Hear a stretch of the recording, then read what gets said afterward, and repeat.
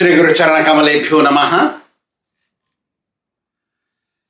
Narad Muni says, O King, the Supreme Lord is the dearest of all living entities. He is the most dear master to all living entities. And he never creates any kind of fear to anyone. Nobody becomes scared of God. One who understands this is the real knowledgeable person and able to become a spiritual master. Jnaninas tattvadarshinaha. Tattvadarshi means one who knows Kṛṣṇa in truth. Knowing Kṛṣṇa in truth cannot happen in one life. It requires many, many lives to understand Kṛṣṇa in truth in this life.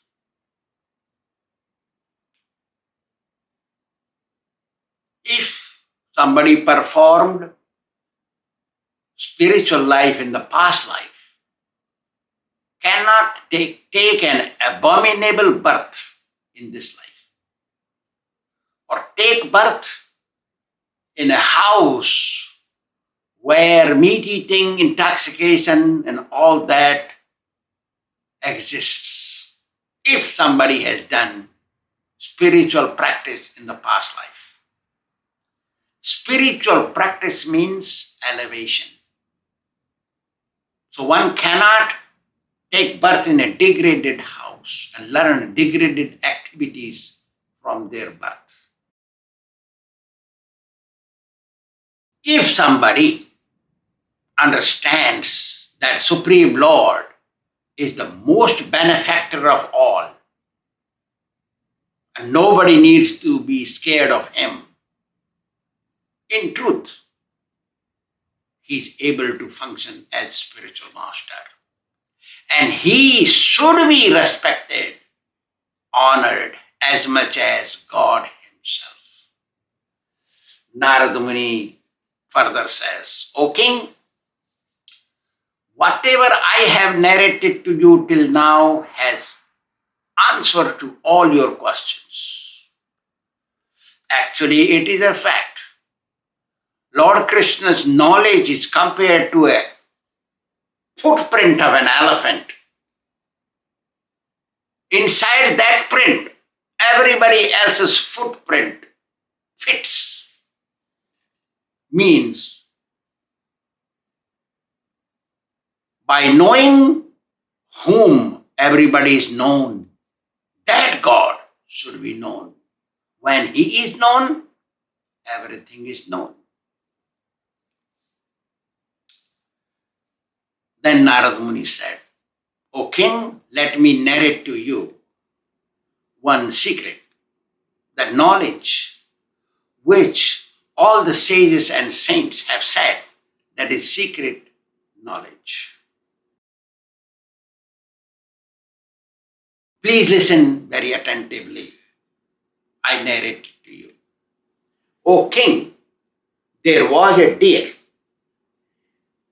grazing very small grass, because usually in the gardens, big grass don't exist. They cut it. So it's eating very small grass. Because a flower garden, very nice blooming flowers were there. Fragrance was there. So the deer was mesmerized by the fragrance. And the humming bumblebees, the sound also made him very pleased. So he didn't care about the front, who was there or not there, and the back, who cares. So there was a wolf or a hyena who lives eating other animals from the front, ready to attack, not known to the deer. From behind there was a hunter who was ready to shoot the deer, kill him. So both ways the deer did not know about his situation. O king, can you please think about the situation, piteous situation of that deer? From the front, the hyena, the wolf, is ready to attack. Back. Ready to shoot, pierce with his arrow. Hunter was ready.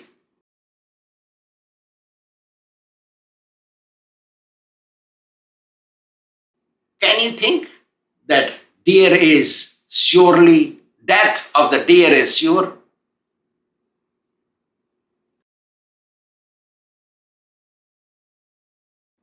Please listen to the meaning, inner meaning of the simile I have told you about deer. It is you who is that piteous deer. Your situation is like that. Please ponder about your piteous situation, Narad Muni said.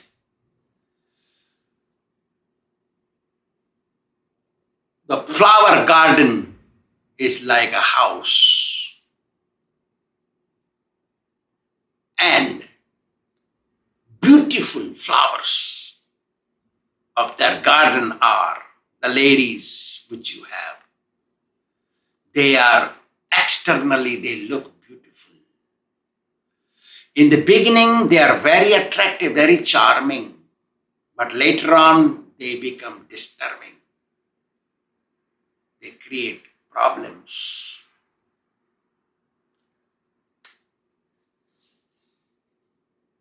While living in this family life, household life, and experiencing pleasures from your ladies, you are mesmerized, not knowing the disturbance is waiting for you. You are interested only in flickering, temporary pleasure of the family.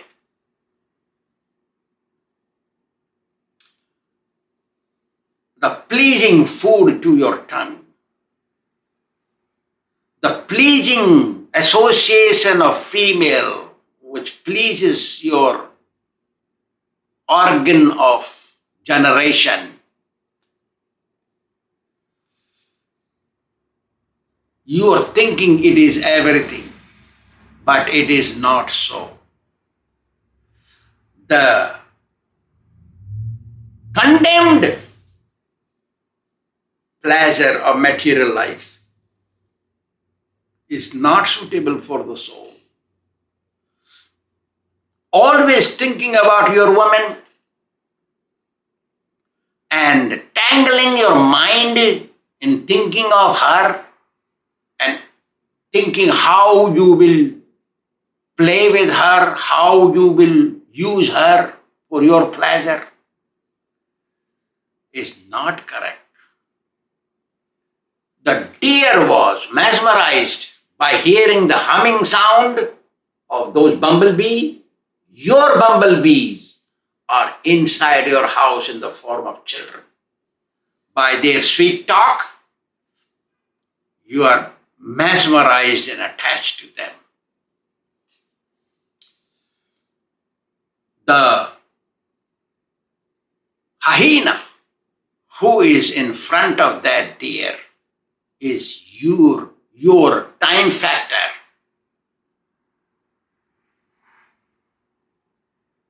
Your time factor is equal to hyena, that's what it means. Who is attacking you every time, reducing your duration of life. From sunrise to sunset, your day is reduced. But you do not think about it. You're not pondering on it. Your consciousness is not together. Being maddened by the association of your female in the household life, you are being attacked by the death personified from behind, who's ready to kill you.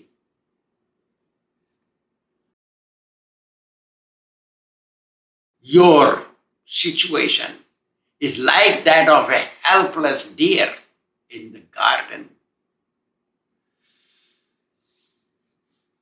Therefore, I suggest that you control your mind and your senses and engage in bhajana, chanting japa, and worship God, Lord Kṛṣṇa, sincerely. Hare Krishna, Krishna Krishna, Hare Hare, Hare Rama, Rama Rama, Hare Hare. Ekali Ishvara Krishna. Only there is one God, and his name is Kṛṣṇa. Kṛṣṇa is a Sanskrit name given to God at the time of creation.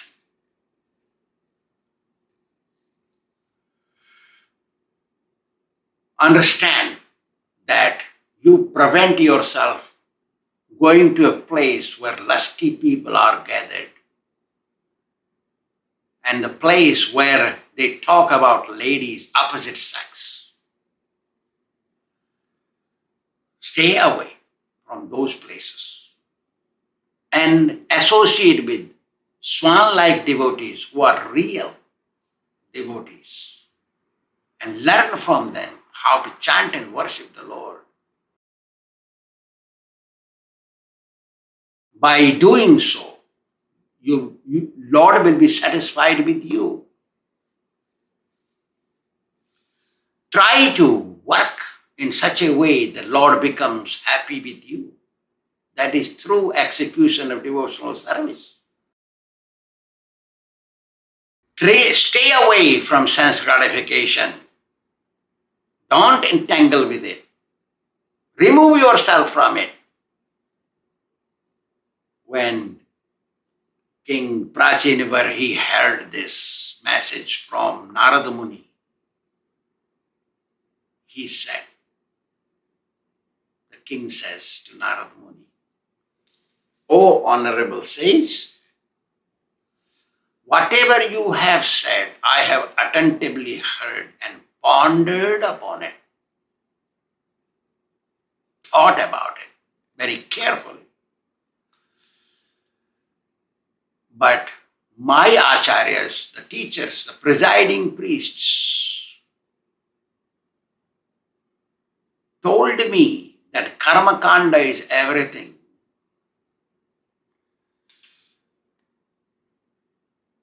Possibly they did not know about the secret knowledge that you explained to me.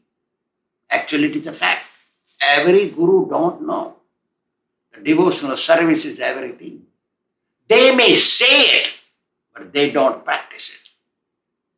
Apane Āchārya karo, karo prachar. This Bengali language. Lord Chaitanya Mahaprabhu told this to Sanatana Goswami, Raghunath Das Goswami,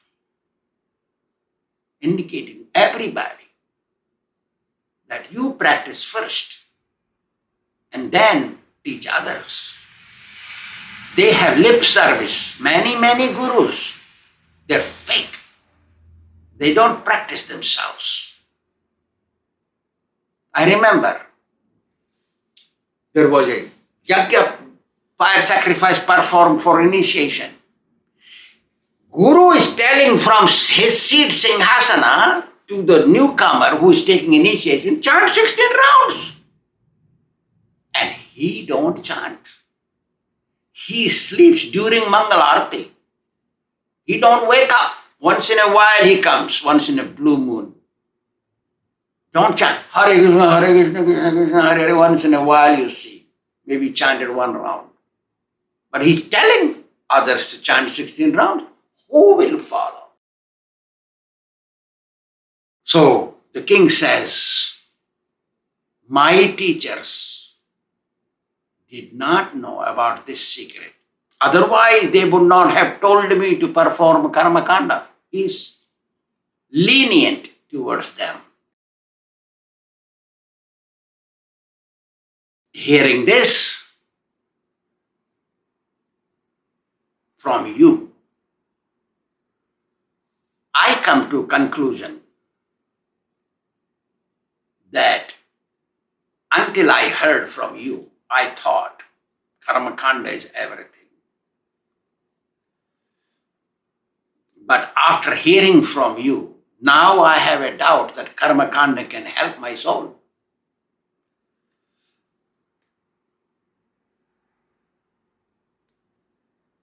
You had showed mercy upon me and opened the gateway to my liberation.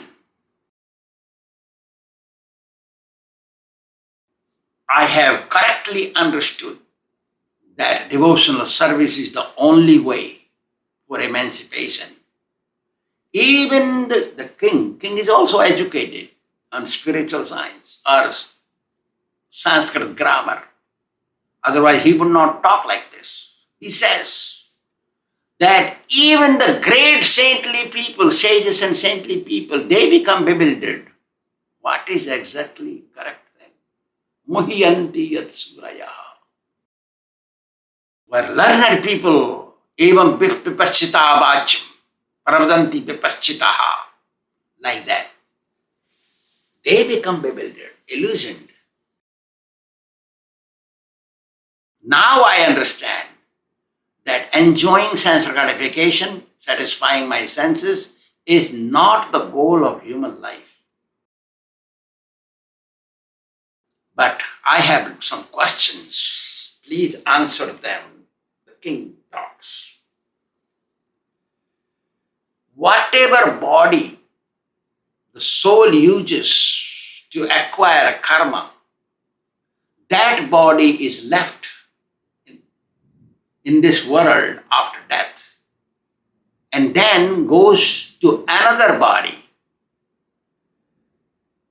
After obtaining another body, he enjoys or suffers for their performed karma from past life. But this don't make me sense. That body that performed activities in this life, that body don't go to experience what they performed. Why the other body has to experience the consequences?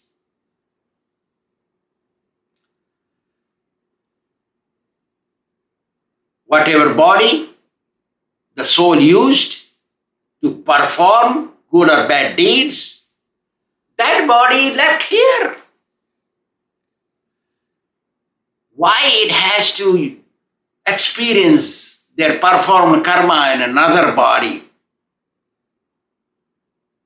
Why? King wanted to know. It is actually a fact in common sense. So, furthermore, the king asks, anybody who does karma, the karmas also become oblivion, cannot be seen. How come those karmas which has been not seen haunt a person in the next life, in another body?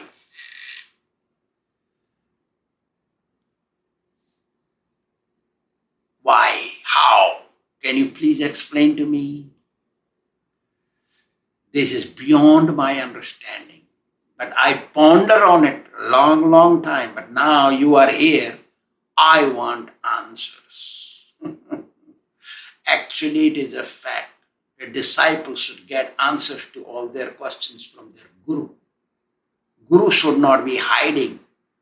Guru should not have secretaries telling the questionnaires to go away. Swāmī is busy.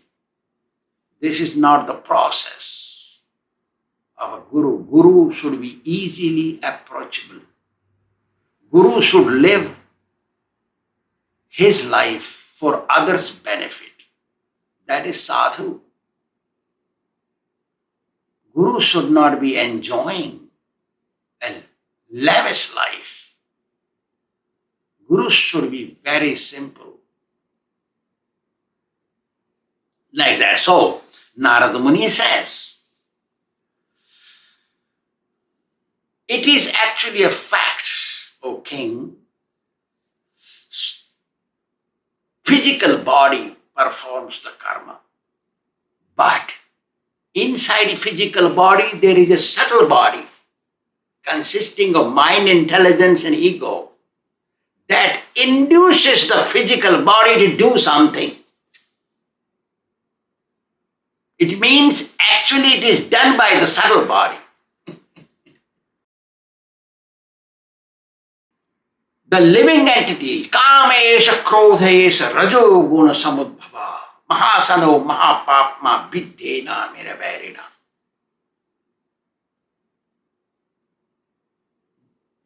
The mind, headed by intelligence and ego, forces in the physical body to engage in certain activity.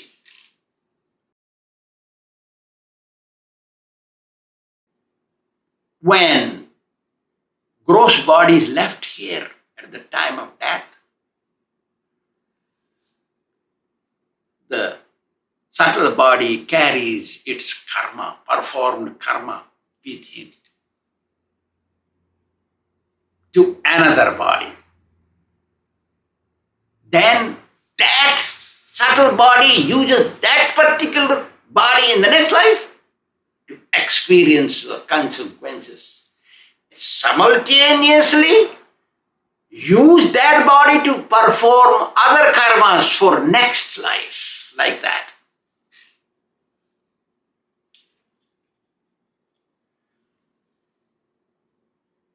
Karmas are experienced by subtle body using the gross body.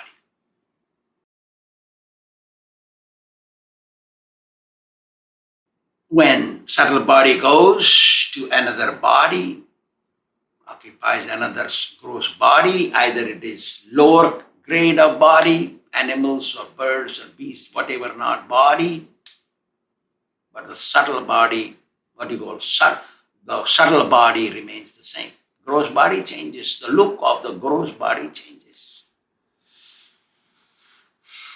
and experiences the consequences of performed karma from previous life.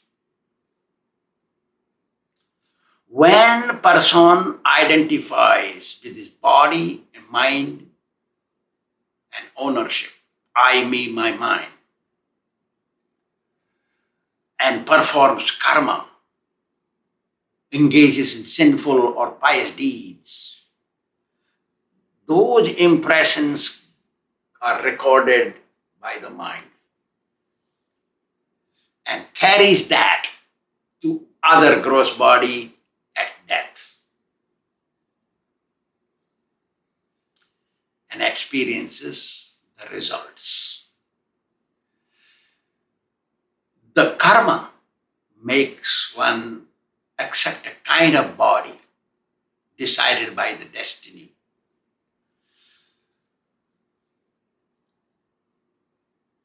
One who had understood that using knowledge acquiring senses and working senses, a living entity acquires karma. And by the nature of their act, it is understood by the learned that what kind of body that living entity will attain next life.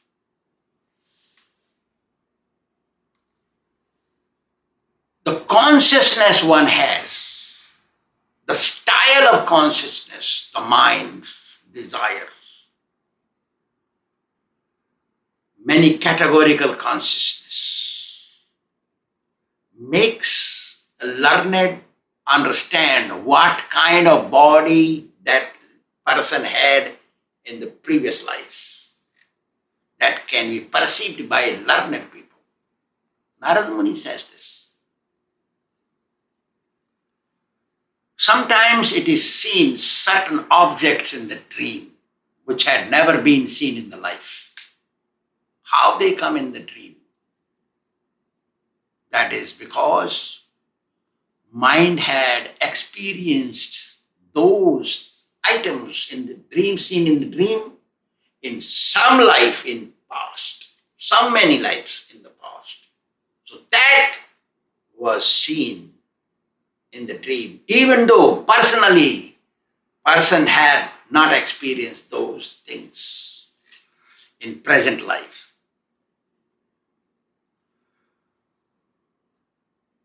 O king, the items which had not been experienced in this life are experienced in the dreams. It's only because there is another life in future and as past. There is a day now, it will be night after that. Then after night, there will be another day. It's not because after day comes night and then no more day. Day after day, and day after night, and after night there is a day. Like that. So,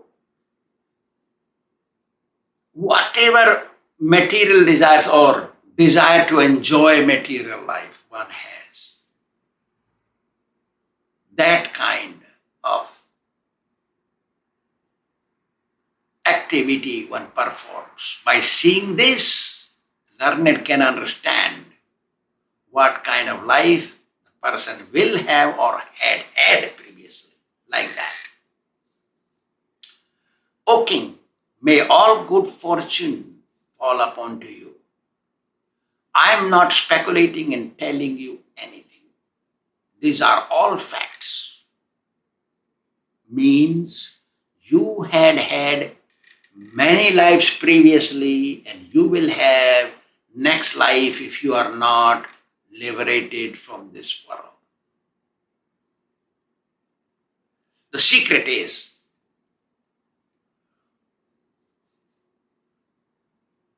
mind takes one to the next life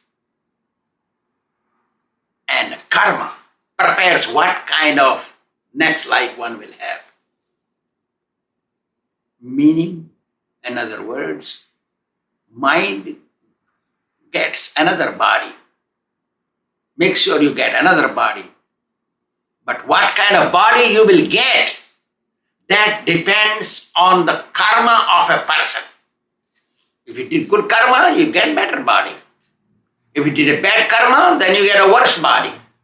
If you did some samāna karma, not good, not bad, then you get another same body which you have now. Like that.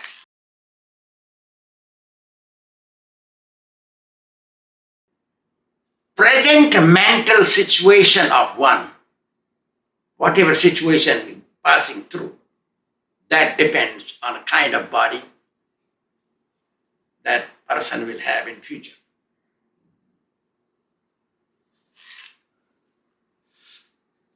Sometimes in the dream it is seen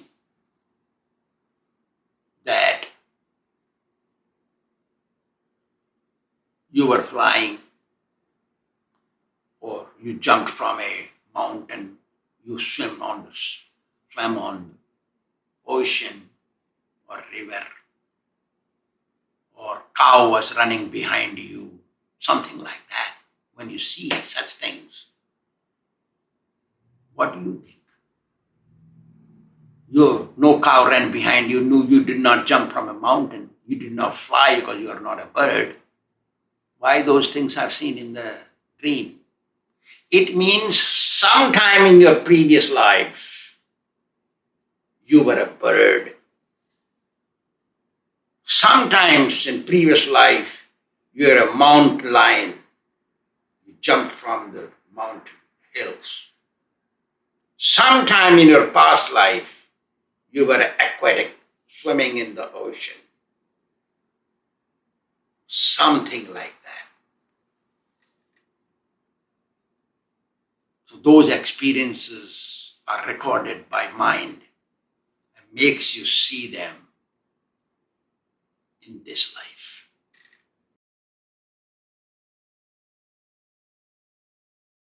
After giving up gross body, subtle body takes one to another body and makes one experience the pleasure and pain in physical world and subtle things in the dream. But if somebody becomes a real devotee and chants Hare Krishna Mahamantra daily, regularly, stays under the guidance of a real guru, then such experiences are ceased to exist. Path to liberation becomes wide open. Thank you very much.